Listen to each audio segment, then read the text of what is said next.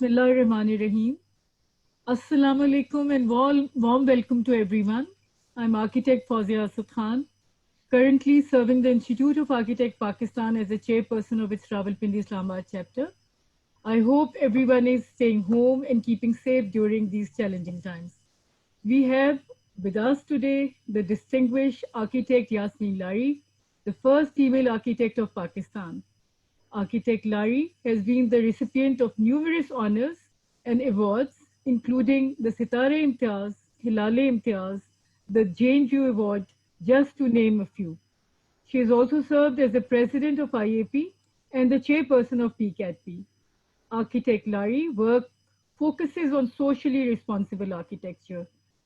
I have a long list of people to thank for making this lecture series possible, so bear with me for a little while. I'm grateful to Architect Yasmeen Lari and Architect Murad Jamil for providing IAP with opportunity to conduct this exciting lecture series in collaboration with Intbau and Heritage Foundation Pakistan.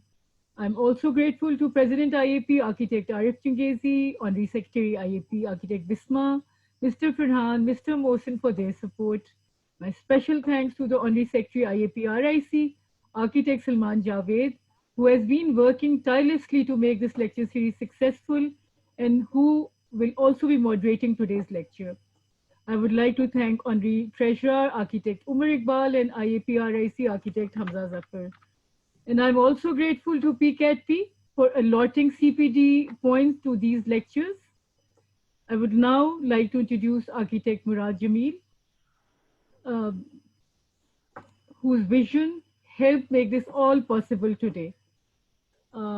Architect Murad Jamil is a founder member, advisor of Intbau, Pakistan, and is currently running his own architectural practice. He has served as Chairman Board of Architectural Education. Architect Murad Jamil will now elaborate further. Over to you, Murad Sahab. Thank you, Fawzia. Assalamu alaikum, audience. I see about 100 names. So kind of you to join us today with this lecture series. I would start by saying welcome to COVID-19 Architects Response lecture series, which is being held through the platform of ADMAN, or Architects Disaster Management Network, founded or created by architect Yasmeen Lari, who's with us. We are a part of a team. How did this thing come about? About 2 years ago, we started an initiative by the name of Intbau, International Network for Traditional Building, Architecture and Urbanism in Pakistan. This was initially created by Prince Charles in London 20 years ago. They were spreading their chapters. It reached number 35 with 100 countries and 6,000 members, and Pakistan formed its own chapter under the chairpersonship of Architect Yasmeen Lari. And we held a huge conference in Makli in November 2019. We had people from 23 countries who participated with this initiative. They were there with us for 3 days in Makli and in Karachi. And the aim was to look at heritage, cultural aspects, poverty elevation, indigenous architecture, green architecture. Our conference was titled Earth and Heritage Calling by one of our founding members, Khatija Jamal. Then we have other founding members, Asad Aye Khan, Shenaz Ramzi, Hadi Ali Rizvi, Sadia Fazli, and we have Tariq Yasser, and we have Samra Khan now as the Honorary Secretary of Intbau. So this segment that you see today, it's based on a lecture series which will be spread over 7 lectures altogether, starting with today's lecture. This is a very interesting, very comprehensive lecture. You must really, you probably get involved with it with all your enthusiasm after it's done. And after that, we will take your questions and we direct them to Mrs. Lari, who will be glad to answer your questions. ADMAN, as you know now, is Architects Disaster Management Network, which is created to look at the things architects can do in Pakistan and elsewhere with low or zero carbon approach. You'll see in these slides, following slides, how she has come up with certain designs, and she'll make a complete presentation. I have worked with Mrs. Yasmeen Lari on whenever Pakistan was faced with any disaster. For instance, 2005 earthquake in the northern regions of Pakistan. Pakistan was devastated. Architects responded. Mrs. Lari played a major role in that, retrofitting about 12,000 houses, and I was fortunate to be with her team. And then there were flash floods in different areas of Pakistan. She responded again through her Heritage Foundation. So she's done vast work in so many areas, which you will now today see through these slides what Heritage Foundation was able to achieve, especially as a response to these disasters. And now the way forward, specifically for this COVID-19 that we are faced with. What should architects be doing?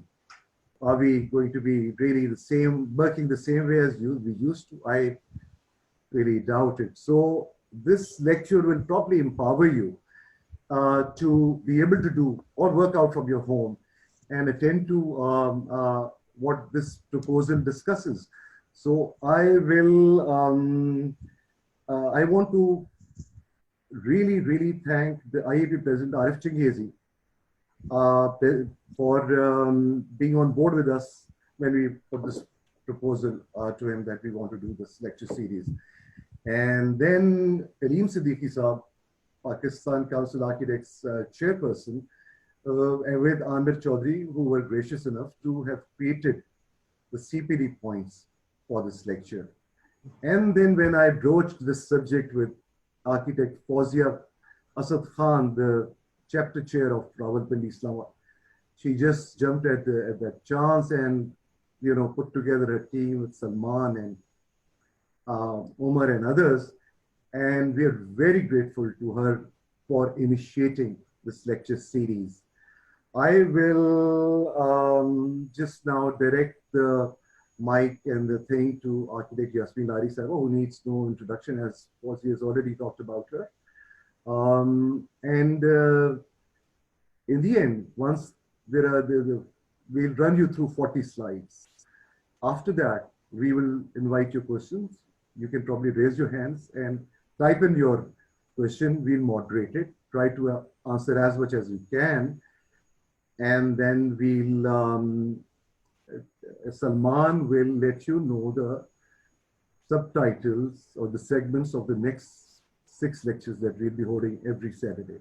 So once again, thank you all for being there with us. And over to Mrs. Lari. Hope you enjoyed this lecture. Ji, Mrs. Lari, sir. Assalamu alaikum. Thank you so much, Murad and Fawzia, for the introduction, but also taking the trouble to put it all together. So greetings from Karachi. My grateful thanks to colleagues and friends who joined us today, members of Institute of Architects Pakistan, Arcasia members from Nepal, Sri Lanka and Malaysia, Intbau chapters from London, Malaysia and Australia, and those from the Princess Trust. This is the first time we are venturing into such a large, trying to have this large assembly. So you will have to bear with us, particularly myself, as this is the first time that I'm making a presentation without seeing the faces and expressions of the audience. So it's difficult for me to gauge and judge as to, you know, what I'm saying and whether it's making sense to people or not. So thank you so much, all of you, for joining us during these really difficult times when the world seems to have been turned truly, really upside down. It is a great privilege for me to address this virtual assembly, which transcends borders, to discuss topics which need particular attention at this time of great change being brought about by COVID-19, a virus that also transcends borders and has tragically impacted hundreds of thousands of lives around the world. As we know, this virtual assembly is not the only consequence of COVID-19. We know that once the lockdowns are over, we will all be confronted with an entirely variant worldview that will lead architecture and urbanism into divergent directions, as alluded to by Murad Jamil. Hopefully, these will be pathways that are more egalitarian, just, and humanistic. Now, before I begin, of course, I would like to thank very warmly Institute of Architects Pakistan, Rawalpindi Islamabad chapter, especially Fawzia Asad Khan with her dynamic team and her wonderful young sort of colleagues who have put it all together and spearheaded the whole operation. I'd also would like to include Umar and Hamza and Salman, of course, for their outstanding effort in spearheading the event. Our thanks are due also to, of course, IAP President Arif Changezi and his team, including Mohsin, as well as PCATP Chair Kaleem Siddiqui and Vice Chair Amir Nazir Chaudhary for their support. And thank you, Murad Jamil, as always, for your enthusiasm in initiating such processes. We work together so often, as Murad has pointed out, especially during the days of disasters, and he's always been there to help out in so many different ways. Okay. So a little bit about Heritage Foundation of Pakistan. The work with Heritage Foundation has allowed me to explore many uncharted pathways after my retirement in year 2000. I remember I gave up architecture, my architectural practice in year 2000. So on the left here in this image, you'll see the amazing 16th century Timurid tomb adorned with scintillating ceramic tiles that Heritage Foundation has conserved at Makli World Heritage Site, the largest Muslim necropolis in the world. On the right is the reconstructed zero carbon earth masonry structure after countrywide floods of 2010, decorated by the rural housewife. So going forward to Intbau, Pakistan, as Murad has already explained, it was formed in 2018. He's also talked about our amazing executive committee and Murad himself, and how we put it all together. So the Intbau Pakistan conference was held in, as he said, in 2019, and it was a great success from many counts due to the unrelenting efforts and guidance of founder member and honorary advisor Murad Jamil and hard work of other founder members. The assembly was held at Zero Carbon Cultural Center at Zero Carbon Center, which is known as also ZC3, that you see in this slide. Through the efforts of Harriet Weinberg, Executive Director Intbau in London, we had enthusiastic participation of Intbau chapters from various European countries, something like 5 of them, Malaysia and Australia and also US, as well as World Monuments Fund and Victoria and Albert Museum from UK, Social Design Circle and Ambassadors Fund for Cultural Heritage from the US, and humanitarian organizations, Spiritual Chords and Al-Imdad Foundation from South Africa, along with universities from Australia, China, and Senegal. The rare gathering of distinguished architects and academics, as well as students of architecture from all parts of Pakistan, was made possible due to the facilitation provided by IAP and PCATP. Now, the delegates spent 2 hectic days at 4-acre zero carbon residential campus situated at the foothills of Makli World Heritage Site. And I'm delighted that several of our distinguished conference delegates have joined us today. Among them are Wayne Jenkins from Malaysia, and Lisa Skillen from Australia, and from Pakistan, Fawzia Qureshi, Arif Changezi, Amir Nazir Chaudhary, Sadia Fazli, Samra Khan, Khadija Jamal, Ramiz Beg, and Mujahid Sadiq are with us today. Thank you so much, all of you, for being here again with us. Now, many delegates stayed overnight in the zero carbon R Suite bamboo lodges, their conical thatch roofs drawn from classical desert huts, as you can see. The log accommodation, because known as Lari Octagreen, is based on octagonal modules assembled in the form of a beehive, as you can see. They're very easy to link together. And so this is what we do. We use this particular form and make many different kind of configurations. Since the number of delegates exceeded the original number, we had to build another 24 rooms very quickly. So the igloo form fitted with the prefabricated bathrooms thus provided speedy construction, and you can see what it looks like. Again, this form is something that has been developed over time in working in bamboo and trying out many different kind of formats. Now, the formal sessions were held in this 60-foot wide, 80-foot long, and 30-foot high bamboo marquee of at Zero Carbon Center. And the slide now shows, the next one shows general view of the assembly, which was addressed by His Royal Highness Prince of Wales in his profound video message envisaging that in the future, it will be Muckley that will lead the way for zero carbon. You can see his picture on the top middle image that is there. Now, on this occasion, papers on the theme of green sustainable architecture and heritage management were read by eminent national and international experts. We had a real treasure of the papers that were read out at the time, and the way everybody interacted with each other and were able to discuss so many topics of mutual interest to do with how do we deal with zero carbon, as well as the role that heritage management can play in all this. Now, the field workshops were also organized and they were really on zero carbon materials, green skills and crafts, a rare occasion where world-renowned experts rubbed shoulders with non-literate master artisans and barefoot entrepreneurs using zero carbon materials such as lime, earth and bamboo. And you can see in the pictures how everybody is so intensely involved in making things, in doing things. And so they were experiencing green skills and practice of ancient craft of Kashi or glazed ceramic tiles. Now, at this time, the World Habitat Executive Director, David Ireland, presented the World Habitat Award 2018 trophy for Heritage Foundation to His Excellency, President of Pakistan. This you see on the right, the trophy is there, and our icon, the Chula icon, Pakistan Chula icon, is standing right there to receive it on behalf of many of the rural housewives that are there, and that is Champa with her blue sort of band there.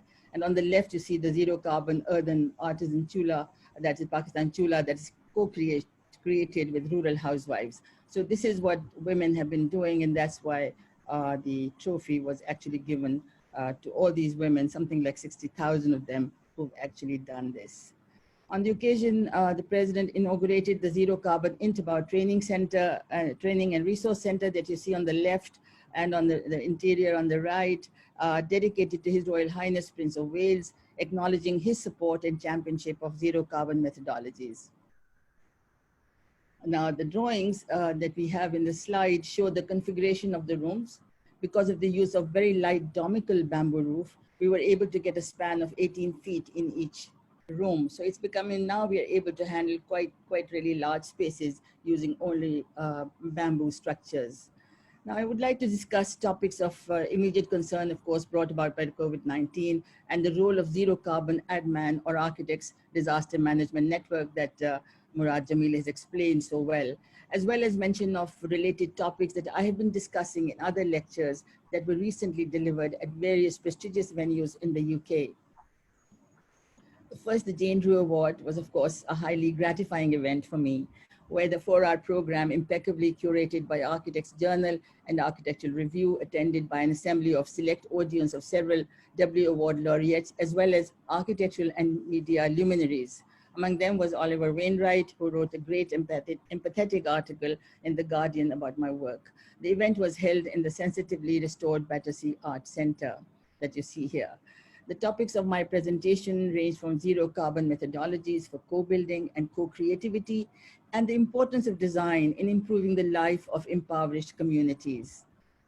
A couple of weeks earlier, I had the rare privilege to be invited to address audiences at both the Victoria and Albert Museums located in Scotland and in England. RIBA plus Whitford lecture was held at the V&A Dundee, you see on the left, a spectacular soul-lifting contemporary venue, if there was one, if you are familiar with Kengo Kuma's designs, where I was able to discuss my Barefoot social architecture, or BAZA, at great length. Then, of course, in London, the joint RIBA, Intbau, and V&A lecture organized by Chloe Lowe, Harriet Wenberg, and Laura Jones, and moderated by Harriet, where I discussed engagement of mendicant communities, the ones who are begging in sites such as the Muckley World Heritage Site. And this was really a most magnificent setting that I could be in at that time, dating to the 19th century. And it was Juliet, who is with us today, thanks to whose resourcefulness I got there on time. Such a hectic day it was. So thank you so much, Juliet. Also at the exclusive and highly private event of the World Monuments Fund by Executive Director John Darlington, Memorable because the discussion was focused on Pakistan's cultural heritage with special emphasis on World Heritage Makli.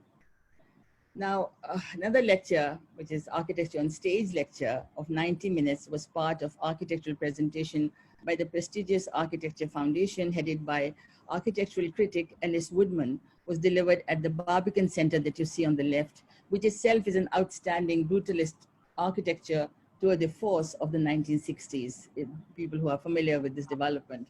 The event provided me the opportunity to expand on the value of barefoot social architecture, that is BASA, along with the need to adopt non-engineered structures, which are safe, sustainable, and easily constructed. And the last presentation on the theme of saving Karachi's urban heritage just before the lockdown was at the glittering assembly planned by the famous author and shared architecture evangelist Philip Davies for the launching of Commonwealth Heritage Forum at the splendid Australia House that you see on the right. It is an opulent setting that exuded wealth and might as a reminder of the British Empire where sun never set, as we know. This was a long time ago, of course. I am pleased to see that Jyoti from Intbau, India has joined us, who also attended the event at that time. There are so many topics that need to be of concern to us as design professionals. Rising disparities around the world, global warming, climate emergencies, recurring disasters, climate migrants, and conflict-impelled refugee camps, along with now the impact of COVID-19 pandemic on architecture and urban design. We really have to now think about our role and how strongly we can actually be working in all these particular disasters that seem to be happening all the time and are becoming part of our lives. We must also remember that in the conventional building industry, energy consumption amounts to between 40 to 50% of worldwide usage, which adds a huge responsibility on building professionals. For me, it has been important to understand the ground realities of my own country and its people, from our cultural roots to socioeconomic conditions to the disasters we face. Now, as you can see in this slide, Pakistan is the custodian of rich and diverse heritage dating back to the Bronze Age. Its tangible heritage, beginning with Mohenjo-daro and Mehergarh, encompasses Hindu, Buddhist, and Gandhara remains, Sultanate period monuments to Mughal forts, palaces, and paradisal gardens, as well as Sikh and British period heritage. So there's so much there, and it's so varied and it's so diverse. And then, of course, this amazing intangible heritage, such a rich reservoir that exists, which is to do with the Sufi traditions and spiritualism, folklore, folk traditions, oral history, and diverse crafts.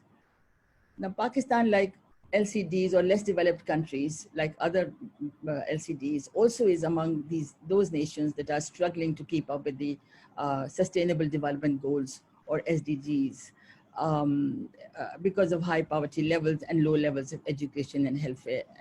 And you can see the deficits that we have between the high mother and child mortality, lack of clean drinking water, large-scale open defecation. Something like 10 million are needed at least if we were to have shared toilets alone. 18 million fuel-efficient clean stoves are needed. And of course, there's increased vulnerability due to successive disasters. 1 million safe shelters are needed in Sindh alone, and God knows what will happen when this pandemic has been dealt with.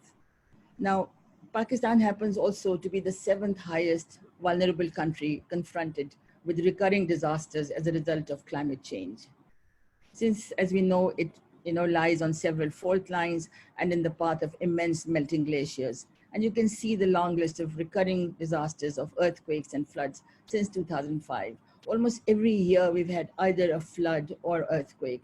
And it's amazing how every time, especially the poor, have to, they suffer through it and then they have to rise above it. And it's becoming an impossible state, which will become probably even worse, once we're out of these lockdowns.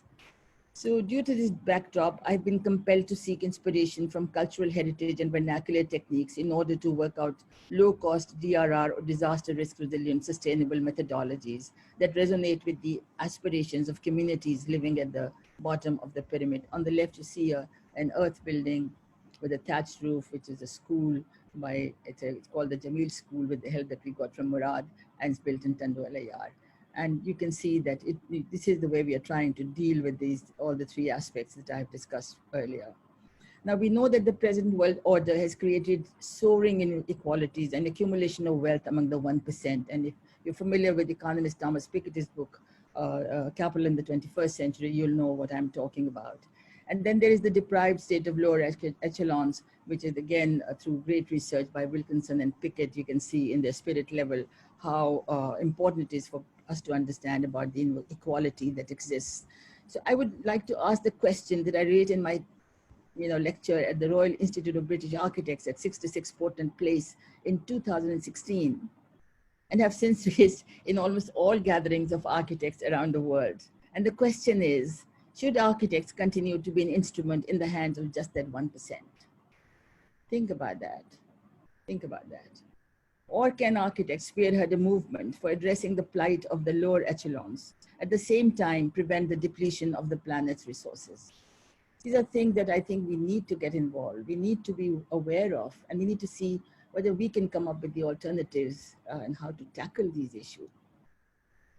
Now, must we aspire only to become prima donnas, creating star architecture for the select few, however much damage it may cause to the earth? And that too in a world where 1 in 8 persons goes to bed hungry every night. And now I ask you, my friends, can architects play a role in attending or mending the imbalances and stitching this highly damaged earth tapestry? We have to look at solutions which will be sustainable.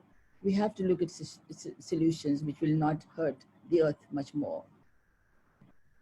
Today, there are several movements aiming at a changeover to more sustainable future lifestyles for humankind. There's transition design and degrowth movements that are gathering momentum in the West, while my own Barefoot social architecture, BAZA, aims at social and ecological justice for the disadvantaged. These are all movements that we have to be looking at very seriously, because they are all trying to see how we can bring about sustainability in the way that we are now moving forward. Now you can see that by utilizing BAZA principles, Heritage Foundation has been able to provide humanitarian assistance to 840,000 people over 8 years. That's over 100,000 persons per year. By using green sustainable methodologies, it targets 12 out of 17 sustainable development goals. And it is possible at a very low cost. It is possible if we have co-production and co-creativity and we work with people themselves. So the struggle for ecological justice and sustainable alternatives is now addition of another imperative consisting of readying ourselves for dealing with the post-COVID-19 world. A virus that has equalized the social system. It does not differentiate between the haves and the have-nots. It does not guarantee life because of your status or wealth, or how many designer objects you might possess. It reminds us that we need to take up the guardianship of Earth's resources seriously and pursue design in the service of an equitable world. It is with this background that architect Murad, Jamil, and I felt that there was a need for a network of architects who are interested in collaborating with each other to develop alternative ways of practicing architecture. The Zero Carbon Architects Disaster Management Network, or ADMAN, seeks to develop design alternatives for preparedness, prevention, and management of disasters, utilizing zero or low carbon sustainable methodologies. The intent is to enable vulnerable communities to withstand foreseeable natural and human-made disasters. The network will welcome architects, students, and other humanitarian professionals in helping develop alternative designs using sustainable materials and non-conventional techniques for architecture and urban design for disaster preparedness and post-disaster development. It will also create a liaison mechanism and with professional organizations and academic institutions. Now, as a response to COVID-19 emergency, we have designed prefabricated camp structures for quarantine, isolation wards, and sanitation. These are modular structures utilizing prefab bamboo panels, which can be fabricated and erected very, very quickly. These are structures built with the particularly designed panels, which have been used extensively in my designs in the past, which are both flood and seismic resistant. And bamboo is really used in many countries. Many architects are familiar with it, but I think it needs to be spread as much as possible. These are low-cost modular elements that are quick to fabricate and can be speedily assembled with limited workforce. So there's the quarantine unit you see on the left top, and that's like a tent, but very quickly put up. The one at the bottom has an attached bathroom with it. Of course, the one on the top can also have a bathroom, which is separately built in a kind of a prefab bathroom. And then you see a 12-bed ward, again a modular structure which can be built very, very quickly. On the top left, you see the prefab bathroom, and on the bottom left, you see a wash stand that is also made out of bamboo. Now, the single prefab quarantine unit is built with curved bamboo joists and clad with jute fabric. These are ideal for isolating a family member in crowded habitat of the poor. You can see it's the octagon, and they're the joists that have been curved, and immediately creates, they are all prefabricated, brought to the site and just assembled together. And something like 4 people can actually, build about 4 of them in a day. So it's very quick to be able to put together. So if you will just look at the animation here, you'll be able to see how this whole thing actually does work. If this can start, we can see that first you have to make, of course, a base. And this is all lime concrete base that you will put in. And the bamboo pieces have to be assembled elsewhere, can be assembled elsewhere. They can be assembled on the site as well. And after putting a beam at the bottom, like a plinth beam, you start putting on the various joists and then attach purlins to it. And that is all that you need to do. It's very quick. And then you can cover it all with a jute fabric or with any other material. My architect has done this rendering, which is a little bit dark, but you could have any color that you want. So that is not really important. So then the next one is a single prefab quarantine unit with attached prefab bathroom that can also be built very speedily. And if you look at the animation here, you will see that it's really the same system that starts, and how the prefab panels can be brought in, and the bathroom can just be built again very, very quickly attached to it. So these are all methodologies which provide you with a very kind of low cost solutions and expertise from people who are really non-literate. Those are the ones that put it together, but they can learn it all quite quickly. And this costs only about 25,000 to 28,000. I think the early one cost about 12,000 or so. So the next one is a bamboo prefabricated modular 12-bed ward with prefabricated changing rooms and bathroom attached for patients and healthcare personnel. The plan shows how the configuration is. At the bottom, you can see the changing rooms and the entrance where the arrows are. Yeah, and you go into the lobby where you have the nurses station, and then there are 6 beds on the right and 6 on the left. With bathroom attached to them, and then behind or at the rear of the nurses station, you have the toilet for the staff. Now, in the next slide, you will see the animation that shows the sequence of construction for the ward. This again is based on basically a lime concrete plinth and flooring. We don't use any cement at all. These are the panels that are prefabricated, brought on the site, put together with the ring beams, and again construction of the curved joists that are again bolted to the ring beam.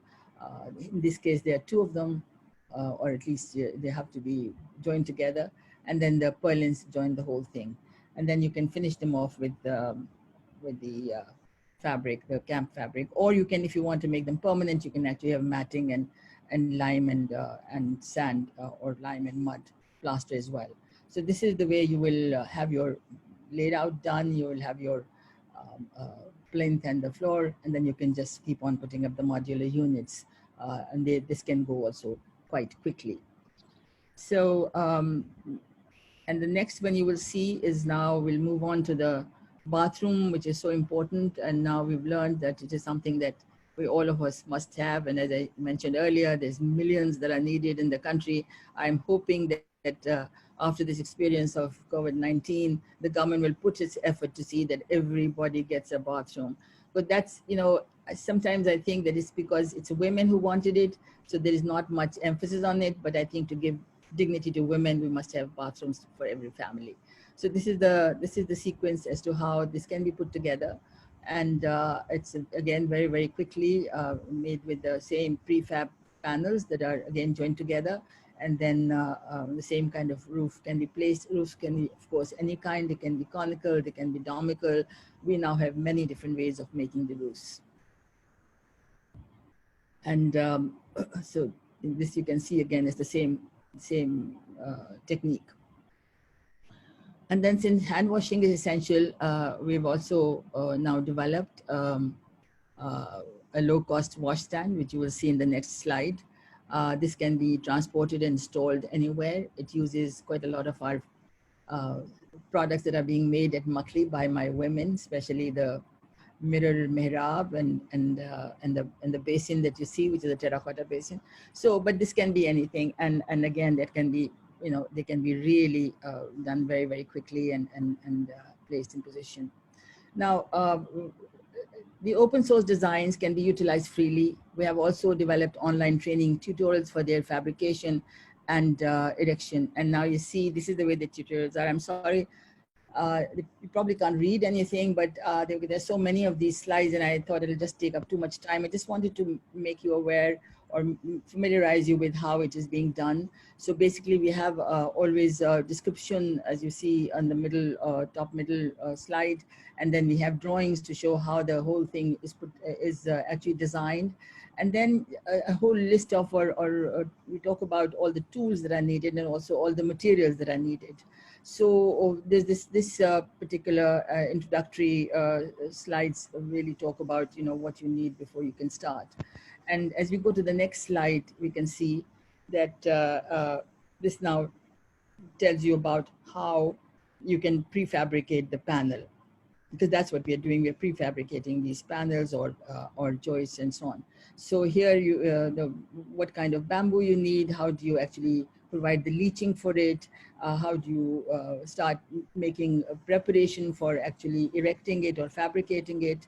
And the next slide will go even further to talk about, you know, how it can be put together.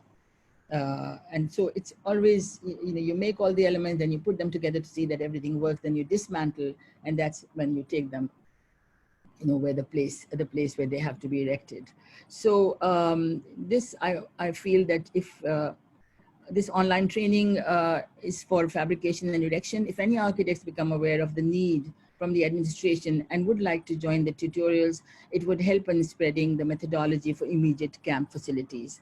I'm very keen that architects should start using these materials, try to see how you can get a feel of them. And I think if you do, then I'm sure that you will just love to use them because they are so easy.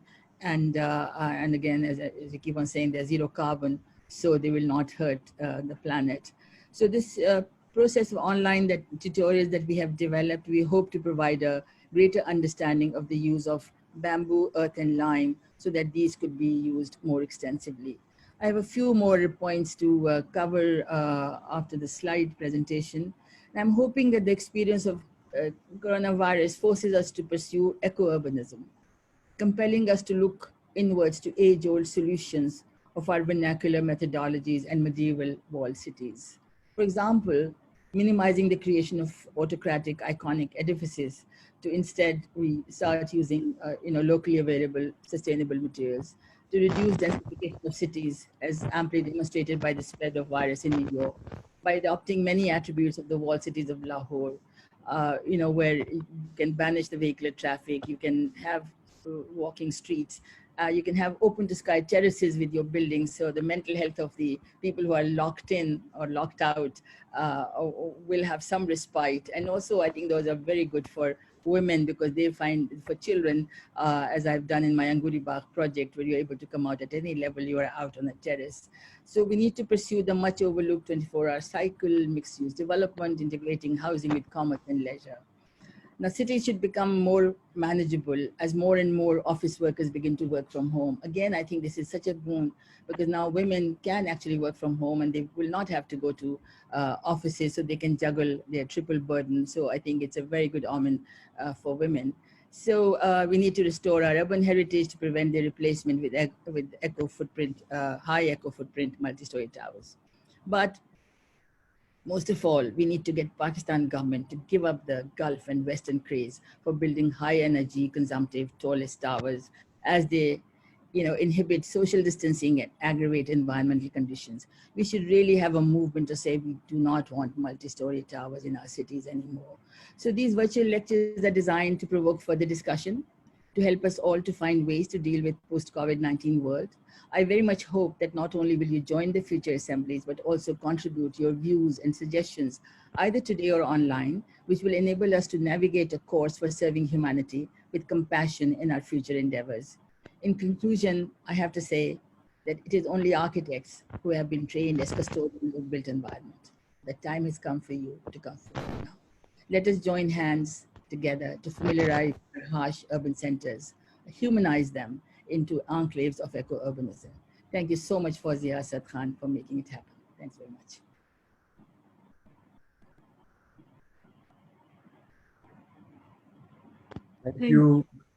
Thank you, ma'am Lari. Thank you. It was most illuminating and inspiring. Thank you very much. I think, Murad Sahab, you can continue with the question and answers. Thank you, everyone, for bearing with us. And we would really like your input on this, this lecture initiative series. What would your recommendations be? We would like to hear from you. We'll put the link here. You can be a volunteer for this ADMAN as well as Intbau. And do write to us about this lecture, and we're going to invite some questions from you.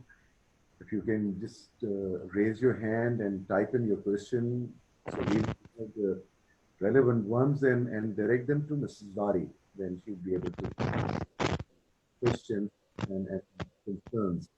So, Hamza, yeah, Salman. Sir, I can read the questions. Can you read them? Yeah, I can read the question. Ma'am Lari, first. Take over, please. Yeah, sure. Ma'am Lari, the first question is, what will be sustainable solutions for our metropolitan cities, especially Karachi? Of course, all cities are very complex, in Karachi more than perhaps many others. I think, we need to really now try to see that we reduce the densification in the city. There's much that can be done, but it can't be done by just discussing across the table. I think we have to make proper proposals. And what Murad and I have been actually discussing has been, how can we motivate or create a group of architects particularly, but also others, of course, where we can think about these issues and come together and try to find solutions.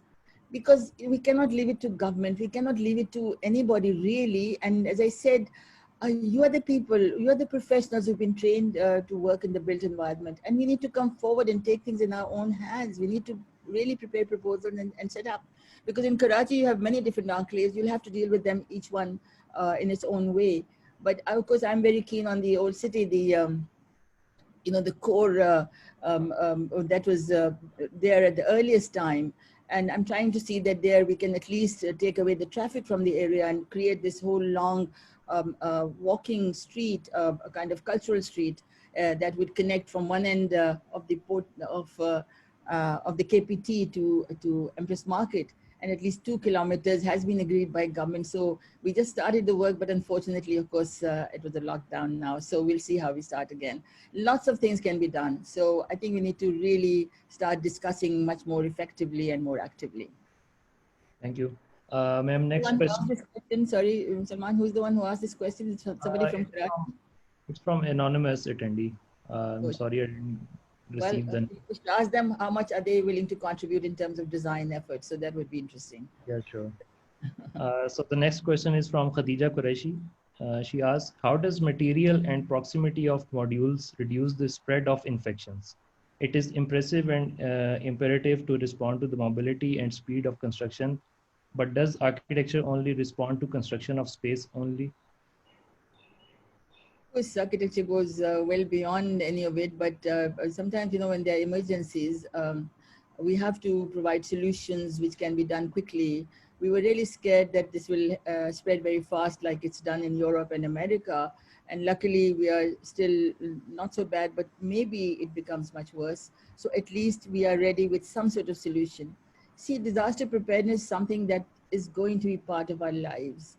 And we really have to be thinking of what can be done. This was something totally unexpected, but we need to be prepared for things like earthquakes and floods and so on. That can be done so easily.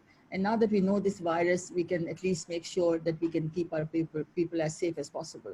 So quarantine is very essential, I think, and it will be very good. I don't know how many of you have worked in Kachi Abadis and in really, really poor areas, but where a family has not even a cover to their head, where are they going to give you quarantine? How are they going to separate one person into another kind of room? They have no rooms. So I thought that this is the kind of thing that we must have in case the need arises.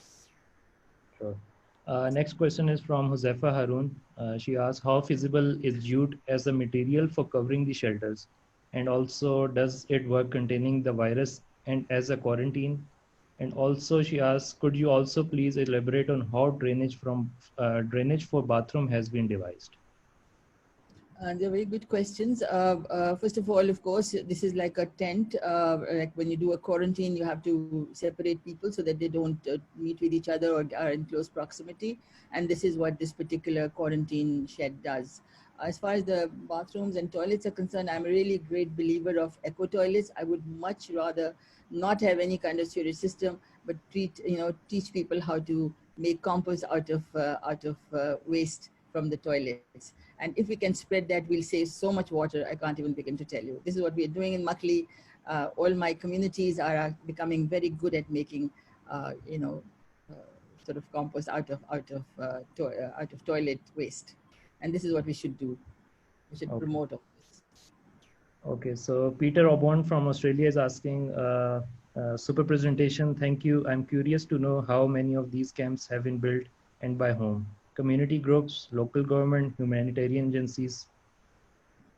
Yeah, well, as I said, this is something that is part of our preparedness, and we are now getting interest from the administration. We've just recently been asked to prepare now and see how we can help them to build something like 36 of them in Sindh. And we are working on the funding for it. It is an organization that's interested in funding this. If that happens, then we will do that. The other thing I want to point out is that this is really the basic thing, but these are all can be permanent structures because we can easily provide matting on the outside and have our plaster done. So I think the Sindh, this particular administrative unit wants that they should be like permanent structures for isolation, and I think that's what we will be trying to do that. Okay, so another question from Umar Shujat Bhatti is this, can these bamboo-based design solutions facilitate infection control for COVID-19 patients? Well, this is infection control, of course, happens in so many different ways, and I'm really not an expert on that.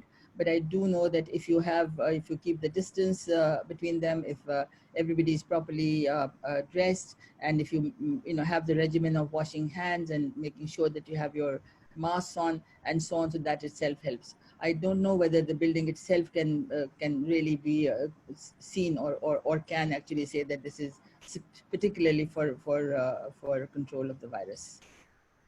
Another question from Peter Obon.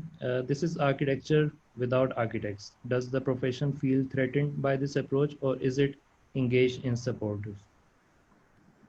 Well, that we'll see, Peter. As we go forward, we'll know what the architects are thinking. This is the first time that, and that's what Murad and I discussed, that we should see.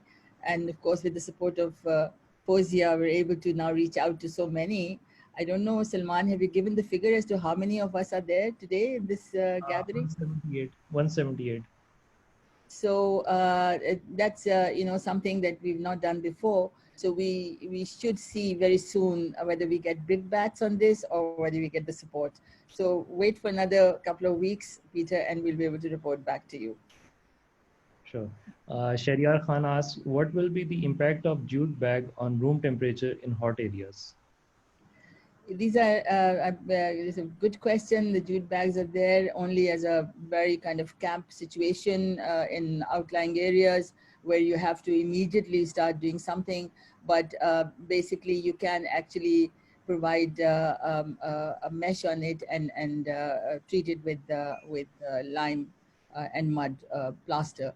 And we found that by doing that, you get a fair amount of insulation. It's quite good. And the roofs are, because the way we design the roofs are very, very cool. So, I think in most areas, these should work okay if we provided the plaster. Okay. Architect Kabir Malik says salam to you, and he's asking what water resistance to the bamboo structure aspect of wind storms. Oh, acha. Hello, Kabir. How are you doing? Good to get a question from you. Bamboo is very strong. It's very good. It can resist totally water and everything. But most of the time we do cover it, I have to tell you. And mostly we do provide matting to cover it and also provide plaster. I've used bamboo structures since 2009 actually. And so far we've received no reports of any kind of damage to bamboo. And I have to tell you a story that when I was in Japan, when they were kindly invited me for the Fukuoka Prize, I also went to see the Kumamoto Castle. And there I found that there was bamboo in the building, and the whole edifice was something like 400 years old. So bamboo is an amazing material, and I think Kabir, you really should have to give it a try. You must build something with it. We need these famous architects to start using bamboo and mud and lime. Only then things will go forward. Okay, Khatija Qureshi asks another question. I have curiosities about the spatial configuration, infection spread, and urban renovation. Sorry, I think she'd like to explain a little bit. Murad, can you come in and maybe intervene and see what is being said? Sorry, Khatija, can you repeat the question, please? I have curiosities about the spatial configuration, infection spread, and urban renovation. Sorry, Mrs. Lari, you'll have to pick up that because I was just making some points here. Well, all right. I mean, what you're saying is that how will it behave in an urban situation? Well, I have to tell you that these were really designed for quick installation and far-flung areas. And I don't know, in urban situation, I don't think we even need them because the government has got lots of buildings that they are converting into isolation wards. So I don't see its application in urban areas at all, actually, I have to say. But on the other hand, of course, when you're talking about, outlying areas where there's nothing there, these will perform pretty well. Okay, another important question is how you can see these ideas can be used in Naya Pakistan Housing Low Cost Housing Society scheme. Or the idea. That's a very tricky question. Who's asking this? Danish Essen. All right, Danish, is he an architect? Yes, an architect. Right. Danish, if you want my frank opinion, I haven't seen government agencies or government officials being particularly inclined towards this kind of building activity. I think I've always, whenever there's discussion, they really want to try to deter you from pursuing this kind of path. So I'm not sure. They've not been in touch with us. I don't know whether they will ever do it, but I do know that now that the poverty levels are going to rise even more, I think I'm really interested in giving these tools in the hands of professionals and the people themselves. And I think that way, without even government support, these things can be done because they really are very inexpensive. So I'm not sure how I can answer your question. I have no link with the government. I have no idea whether they'll ever be interested and so on. But it doesn't matter because I think we have to do the right thing. We have to, and I think we are reaching out to people. I mean, there are so many people that we've been able to work for, as you saw in my bazaar slide. And that's going on. And that is now, really it's developing momentum. So I'm not worried. I'll just interject here a bit.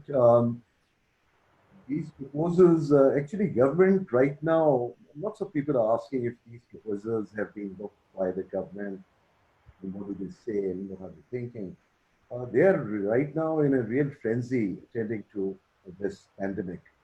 But we do intend to take it up with the government at the highest level. The president got involved with us last year, and we will be discussing these proposals with them, and let's see what their response is. I don't think anything can really take place right now as far as the government is concerned. But the idea is to get as many architects as we see 170 involved with this initiative. So you come on board with us and we can make it as a movement and take it forward. And that will make a lot of difference. So I'll just give the mic back to Ms. Lari. Please continue with your thing. Yes, I agree with Murad. I think it has to be, you know, we have to have several more people joining hands if we want to make it into a really a movement of a kind. And if we want to really become a pressure group, if there are more people joining hands, of course, that can happen very quickly and easily now, especially once the pandemic has been dealt with. Another question from Islamabad architect Aslam Ghaznavi is asking that how can these bamboo structures work in Islamabad? The weather of Islamabad is different from Sindh. You know, of course, this particular design has been done because of the you know, COVID-19. But basically, the first structures I designed were for the north. If you remember, 2015, there was this enormous earthquake that happened, and so that is the ones that were first. They were sent out there. So they've been tested out in Shangla, in Dir, in all kinds of places, and Islamabad, I think, has a comparatively mild weather. But why didn't you try it out and test it for yourself? I mean, it's a very simple thing to do, and it might be a good idea. You get, you know, familiar with how to handle it, you know, and then you'll start designing in bamboo, which is what, you know, we'd very much like. Ali Abdullah asks how the COVID-19 pandemic will change the built environment. Oh, I don't know what you think, but I think it's going to be just an entirely different world when we get out of this. I think we have to rethink how we are living. We have to rethink how we are, you know, how we are making settlements. We have to rethink how we are treating other people. I think there's a huge possibility for architects to really make a difference and to make a real contribution now. We can look at everything, as I said, we need to be going in for eco-urbanism. We need to see that we have, you know, somehow we, you know, limit the number of vehicular traffic we get. We have to have less pollution. We have to have more greenery. We have to have more space for people. We have to stop the densification of the cities. And as I said, please stop these multi-stories. They are totally destroying the environment. So I think maybe we can have a better case now with governments and with other people. And that's where we need a group of architects and others to come together and now start working on these issues. There are other very important questions being asked here. आप कीजिए Salman? Yes, sir. हाँ करिए और कुछ लोगों की ये भी हैं कि they want to start this. एक ने पूछा है, can I use this time with your permission? Please, Any Huzefa here? I would really like to know how can I initiate a community-based project here in Rawalpindi, Islamabad? Are there any local resources available or any architect, you know, working here? The local chapter can get involved more now and guide you with this thing, because we would request all 4 local architecture chapters to get involved with their regional architectural groups and start the dialogue with them. And perhaps they can, and we can start the training sessions also, technical aspects of these structures. So that can all be done. We really like to assess the enthusiasm level and the involvement, and we will work with all of you, all the 4 chapters, and the people who are asking these questions who want to really take this initiative forward. So if you want to add something to it, Ms. Lari, go ahead. Well, yeah, no, I think you're absolutely right, Murad. I think if the chapters get involved and start taking up these projects, and listen, what I presented to you is not the only way of doing things. This is only one way of how things can be done. The idea was to say that architects also have a role to play. They can also contribute to whatever disaster happens. Because so far we feel that somehow architects are aloof, mostly because they think that maybe they have no role. But I think they have a very great and a very big role in all this. So if, as Murad says, and if IEP being so supportive, and especially with Fozia having started this, I think it could be made into a real working group where we can see how together we can develop the designs.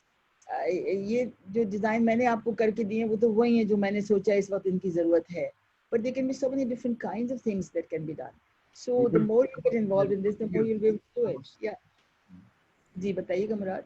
You're saying something. People can do lots of things, retrofitting, come up with their own ideas, looking at their indigenous materials, and that's what this thing is about. That they should start thinking and come up with their own designs and ideas, and work with Architect Disaster Management Network.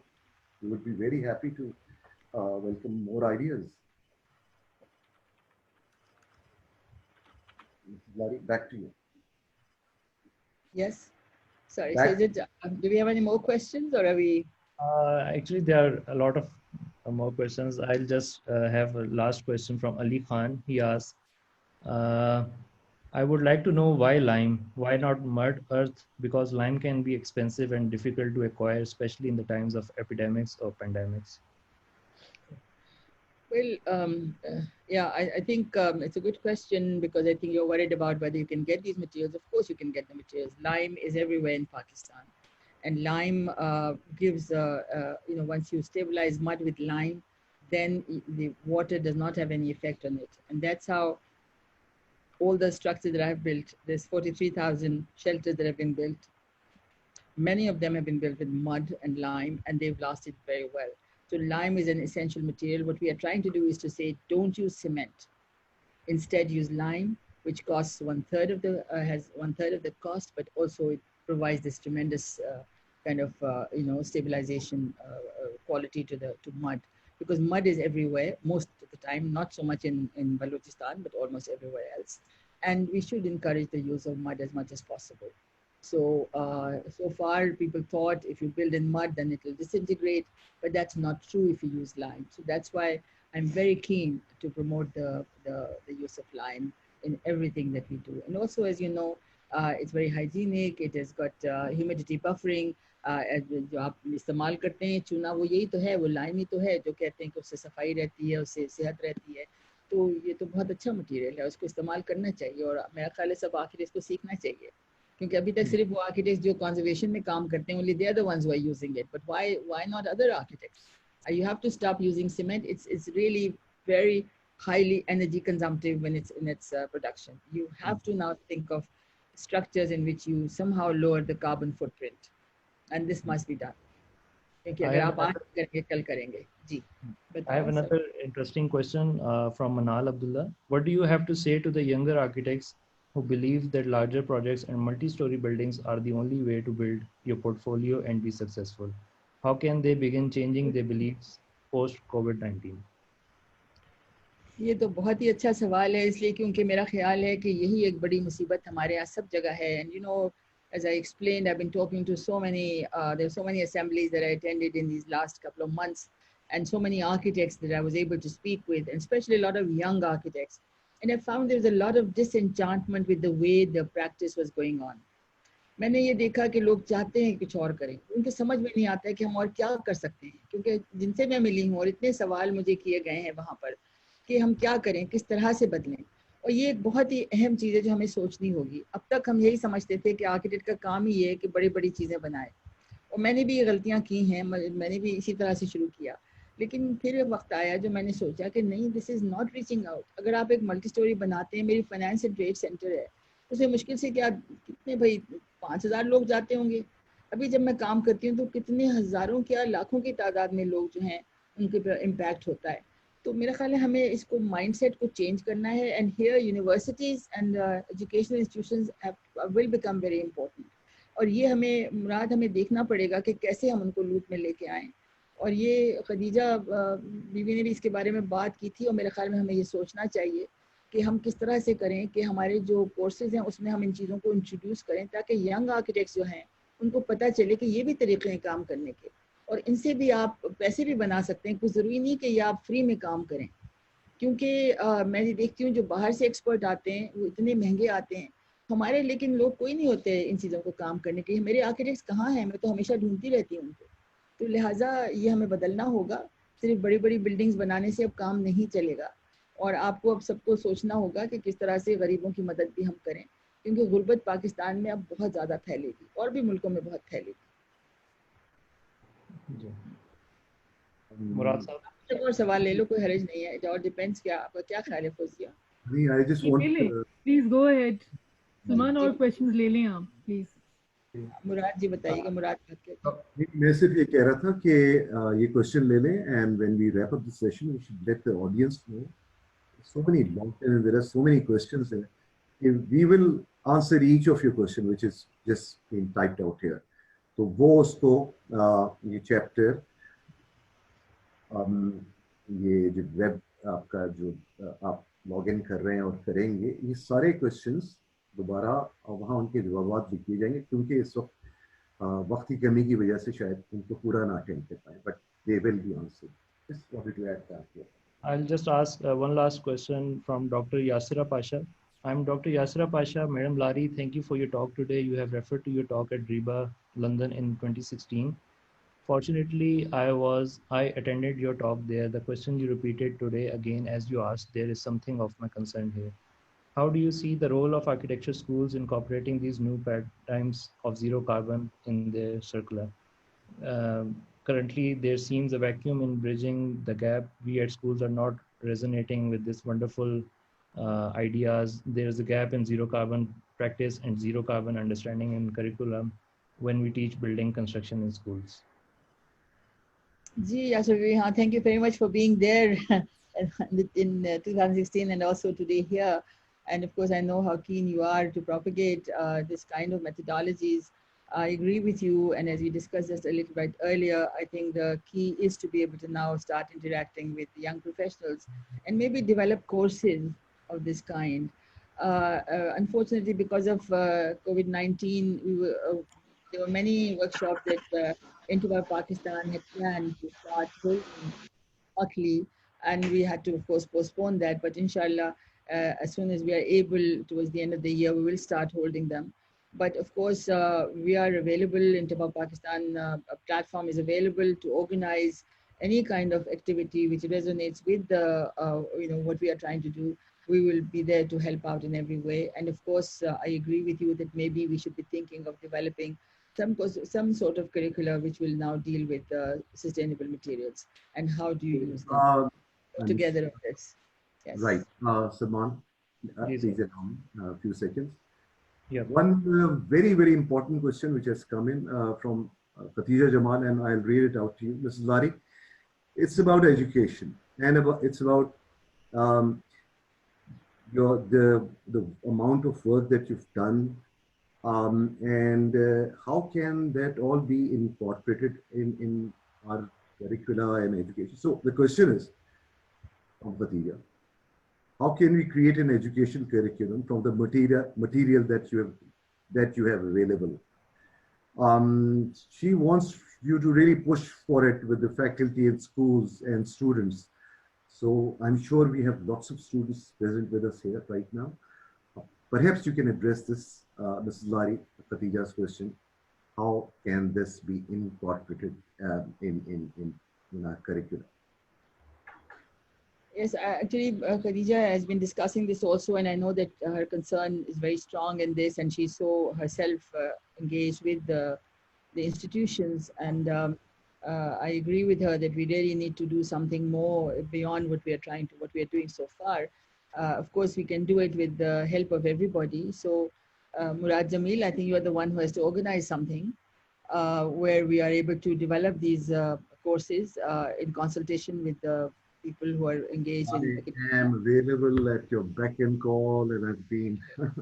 So let's go together on this. And bilkul sahi hai, mere khayal mein youth is the way we have to go. Unless we get to them, we won't be getting anywhere. So bilkul Khadija, Jamal, you're so right. And I think Intbau Pakistan platform, and then now with this ADMAN, it gives us a real kind of possibility of working together and trying to see how we deal with these issues. So this should not end today. We should be all in touch. We should please do register to ADMAN particularly, and we can see how we move forward. Nahi, aapka kya khayal hai, Murad? Is that the way we should do it? Correct.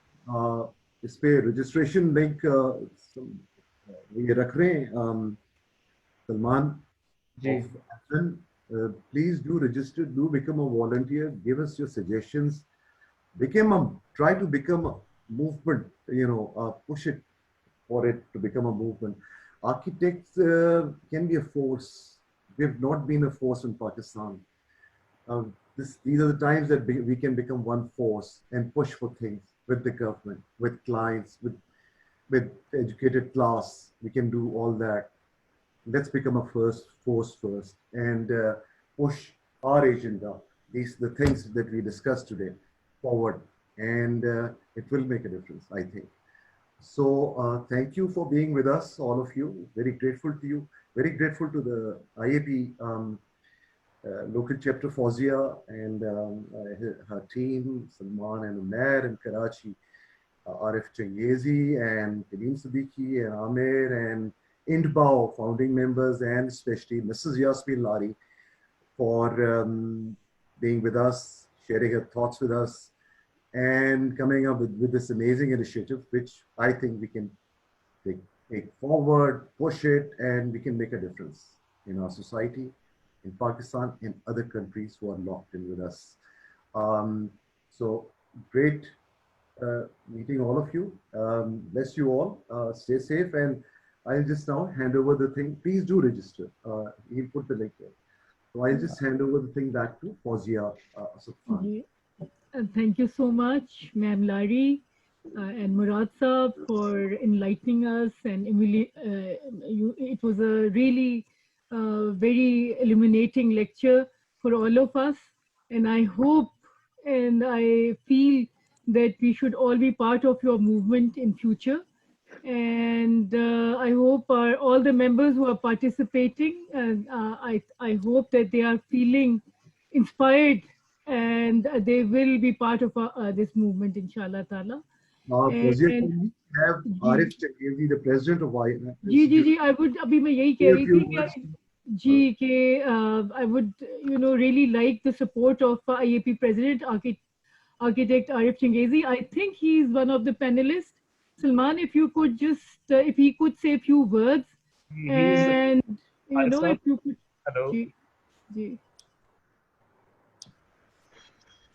Arif Saab,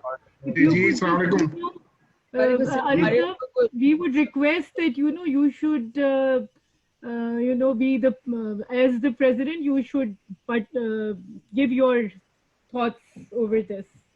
Well, thank you so much. Thank you so much. Thank you, Mrs. Lari, our friend Murad Jamil Saab, for such a wonderful session, such a wonderful talk, very information, very, mashallah, very informative for the use of this zero carbon material and other sustainable methods, especially what we saw their use in your COVID-19 isolation wards and all that. Very, very, very, very inspiring, I must say.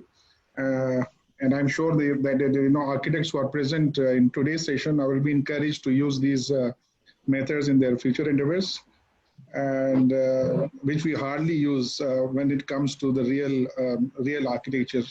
I'm sure they will be encouraged to use it in future as well. So on behalf of IAP and of course the Round Islamabad chapter by Fawzia, Salman and Umar, I wish to thank you, madam. Thank Intbau Pakistan. Thank you, sir. Thank you. All of you for this wonderful session, and hope to see you again, inshallah, in the next session. Thank you so much. Thank you, everyone. Ma'am Fawzia, you can give the closing remarks and then.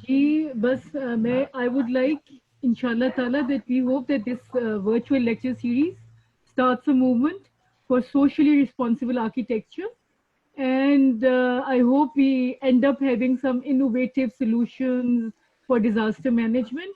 And we hope to see you all on at all successive virtual lecture series, to see you actively participate kare.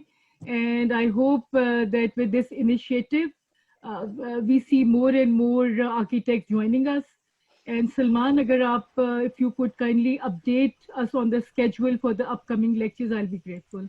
The schedule is on the screen right now. Our first lecture was today, 23rd April. The second lecture will be invisible on Saturday. It will be on barefoot social architecture, and then so on. So we will have the remaining lectures each Saturday at the same time.